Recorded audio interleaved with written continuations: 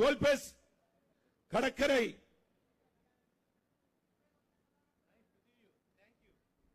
தற்பொழுது எங்களுடைய ஜனாதிபதி ரணில் விக்ரமசிங்க அவர்களுடைய ஆசான், அதாவது அவருக்கு கல்வி கற்பித்த குரு ஆசிரியர், ரோயல் கல்லூரியிலே அவருடைய ஆசிரியராக வகுப்பு ஆசிரியராக இருந்த சிவலிங்கம் மாஸ்டர் அவர்கள் வருகின்றிருக்கின்றார்.